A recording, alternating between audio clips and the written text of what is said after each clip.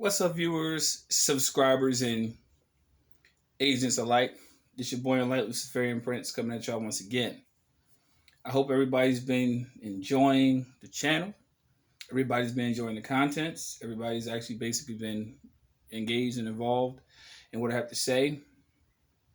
But before I proceed, because I know I forget this in some videos, if you're watching this video around children, I suggest you pause and please remove them from your immediate vicinity. My videos are not for children. Now, this video is something that I'm just going to generally explain, but I would like for a lot of people to do a little bit more research on this topic. I would like for you to really understand that there's a dual historical narrative in regards to this particular entity, I should say. And it's so sad because at the time when this was going on, she was a child. Now, people may be diametrically opposed, and it's fine because opinions vary, and it's fine to understand that. But I digress. This is just for informational, educational purposes only. But it's also to show what I do on my channel to actually properly inform, my Melanites, my people who are of the fold, to basically let y'all know that when you have something of intrinsic value, you're very important. And I want y'all to really get into this because this character we're getting ready to talk about, you probably heard of her, you probably haven't, but buckle in. Mrs. Sarah Rector. I'm calling her Mrs. because obviously she passed away as an elder. But at the time when she was actually exploited, she was a child. But let me not go into it too any further before I give the details. Sarah Rector, March 3rd, 1902 to July 22nd, 1967, was a Negro member of the Muscogee Nation. Hold on.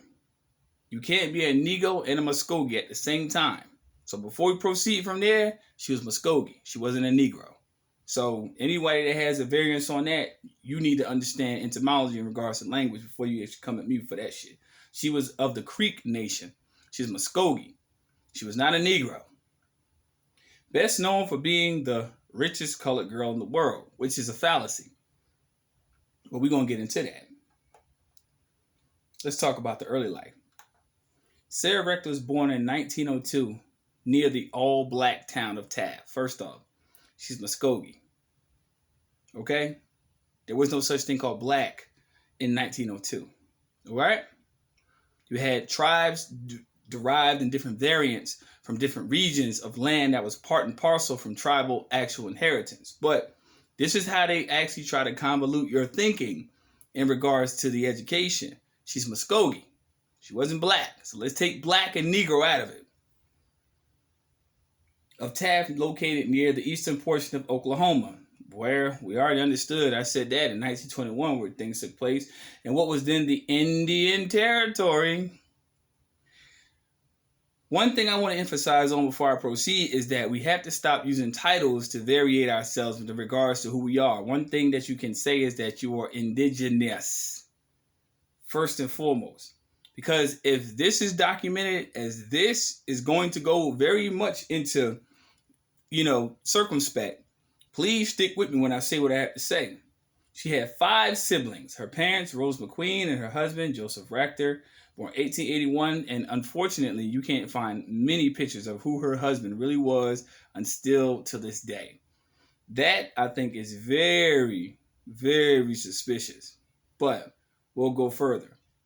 Both born in 1881, were descendants of African people who have slaves owned by the Muscogee Creek Nation, Creek Indians, before the Civil War, and which became part of the Muscogee Nation after the Treaty of 1866.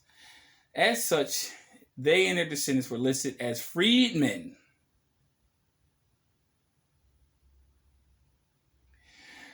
On the Dawes rolls, by which they were entitled to land allotments under the Treaty of 1866, made by the United States with 5 civilized tribes. Always doing that fucking limitation. Consequently, nearly 600 black children or Muscogee freedmen, notice what I said, nearly 600 black children or Muscogee freedmen, nearly 600 black children or Muscogee freedmen. So the title was actually superimposed upon them before they even had a chance to undervariate the actual system which they tried to impose, because the reality is they tried to steal their resources. But I ain't gonna go too much further before I actually drop the facts first.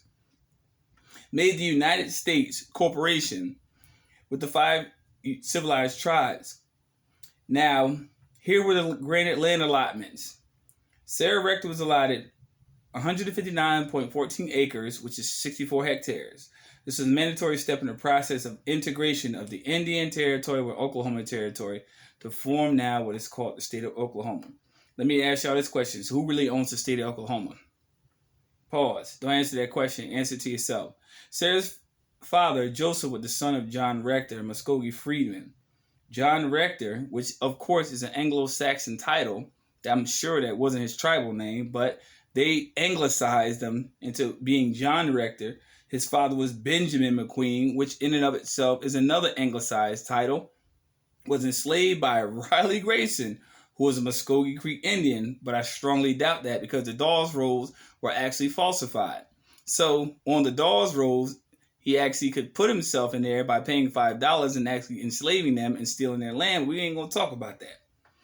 John Rector's mother, Mobile McQueen, was enslaved by Muscogee leader Upthol Yahola. Ooh, sounds a little bit different.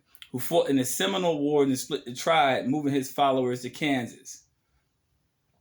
Oil striking well. The parcel allotted to Sarah Rector was located in Glenpole, 60 miles, 97 kilometers for those who were in different states, from where she and her family lived. It was considered inferior and fertile soil, not suitable for farming, with better and being better reserved for white settlers and members of the tribe.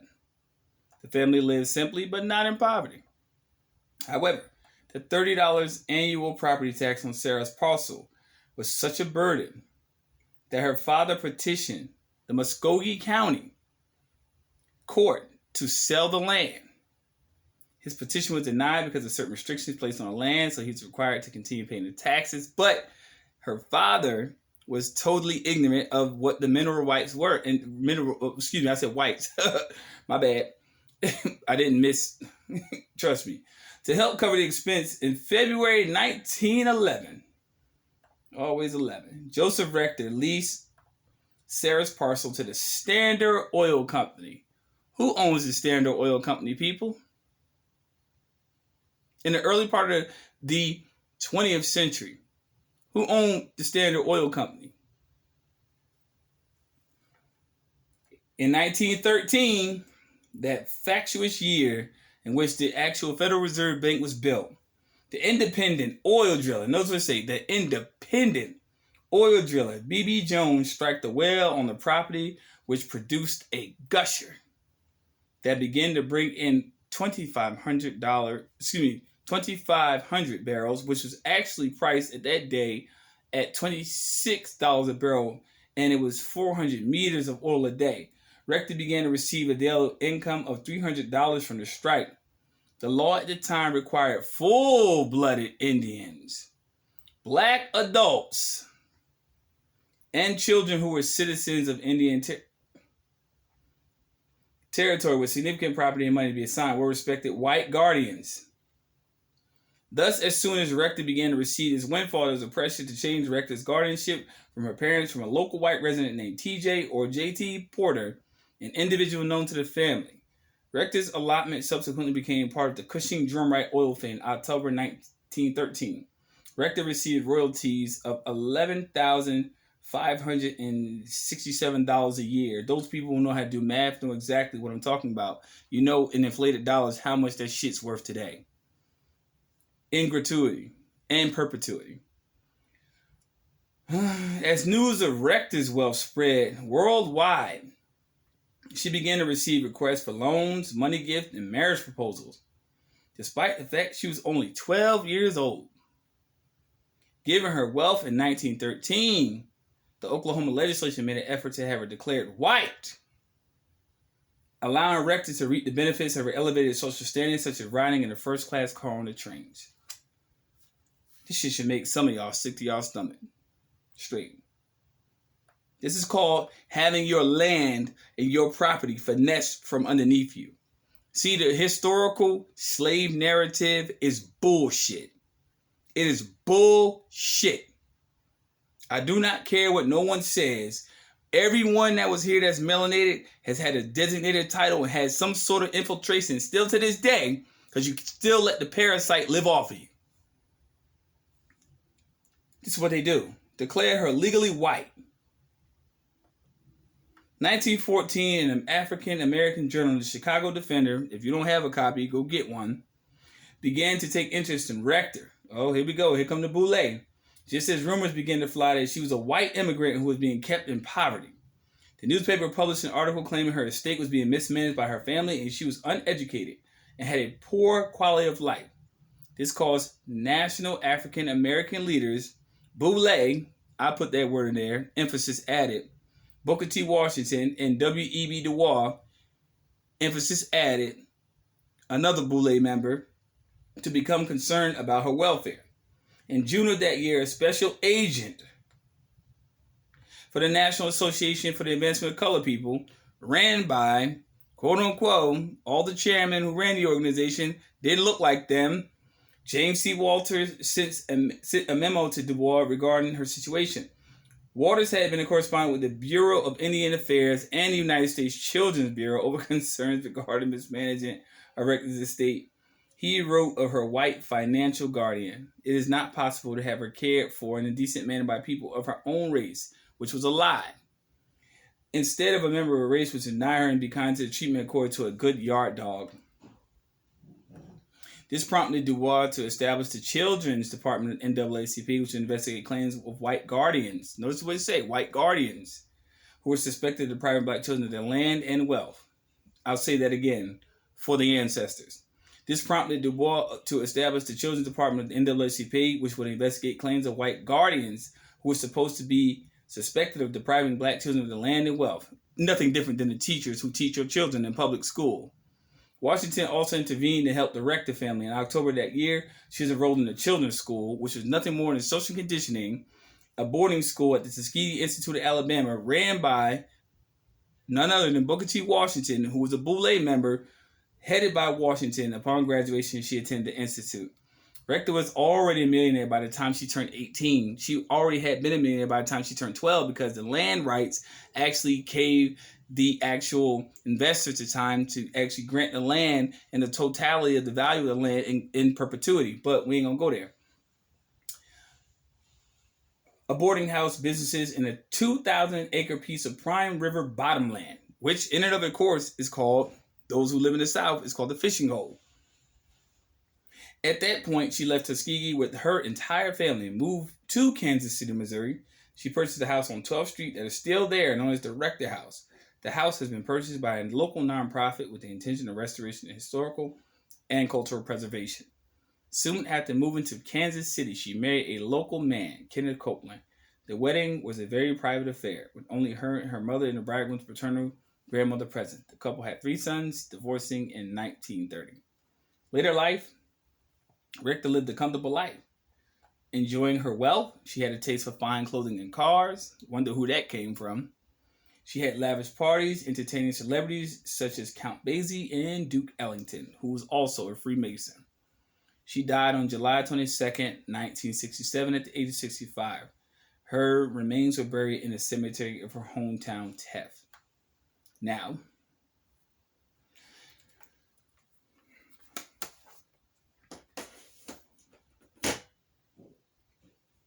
before I proceed, let me get something to drink, because I'm going to get very upset at this.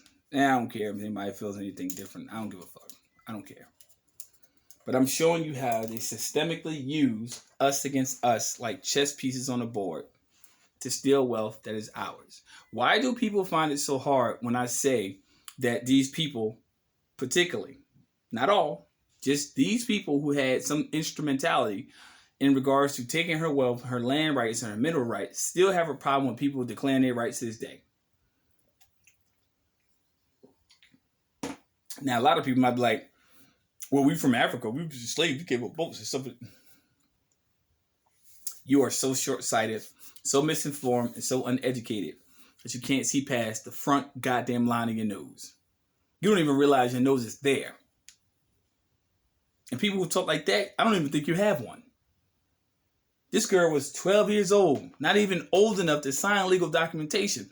So trust me, just for what I briefly explained, in that few minutes of time, in less than 16 minutes, she had no legal capacity to even sign documentation. She probably didn't understand their language because she was a creep.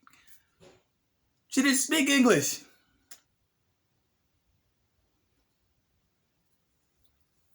Here's the problem that I have with a lot of people, especially with the melanated kind. Y'all sit here and let people plot and plan upon your existence, and they take your wealth daily. And if they have a problem with me in the comment section, please place your flower-based comments in my section. I don't care, because I'm speaking the truth. See, I defend my nation. I'm not worried about you. You're not taking nothing from me. Nothing. If you think, and I will say this proudly, if you think you're going to take my life, I will lay it down for the betterment of my people. You ain't taking nothing from me. Because I'm going to keep the bloodline sacred. And when it comes down to property, and it comes down to money, and it comes down to materialism, that's why y'all always follow us everywhere we go. This is a story historically of something that's still happening to this day. Now, I know with some people in the crowd, they're like, oh, well, that's not the truth. That's not the case. See, let me tell you something. I don't play around with facts. When it comes down to it, this is what took place. She turned legally white because guess who she married? Or guess who she was betrothed to? If you choose the ancient white Pranglo, I call it Pranglo, because you can pick it out of a can. You know what I'm saying? Pranglo, Anglo-Saxon diction. Yeah, they betrothed her to somebody, forcibly made her marry, and told her to sell her land rights, and ain't no talking about whatever happened to the other 600 children in regards to that, whoever had children, and so forth and so on, who's still fighting over land rights to this day. Why do you think these are some of the most drug-infested territories? It's not a joke, y'all.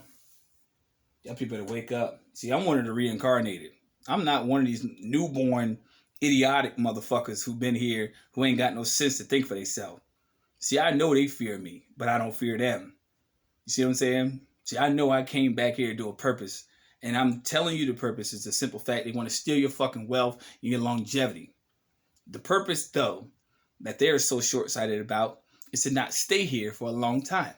It's to embrace the planet, make sure the planet is sustainable within regards to its own right, and you move on to the next point in the universe, and you make sure you make that right. See, the idea of computation and computation is in regards to money and wealth, and competition is in regards to skin color.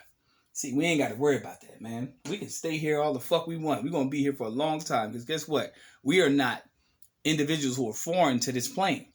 But when it comes down to those things that are naturally given by inheritance, or what is called hereditaments, now it becomes a problem with somebody actually wanting to come with this bullshit concept of them wanting to claim something from you. That's why a lot of you motherfuckers out there pay taxes, and that's why y'all keep getting robbed. That's why I keep getting shit stolen from y'all. That's one of the reasons why y'all can't get on y'all fucking feet, because y'all keep getting robbed, getting into bed with the enemy. And I ain't got no problem saying that. I ain't worried about them bitches. Trust me, I am not worried about them. I am not worried about them at all. But I will speak the facts, and I will speak the truth, because this is what took place. This took place to a 12-year-old girl at the time. And then they say, oh, they were both born on the same year. No, they weren't.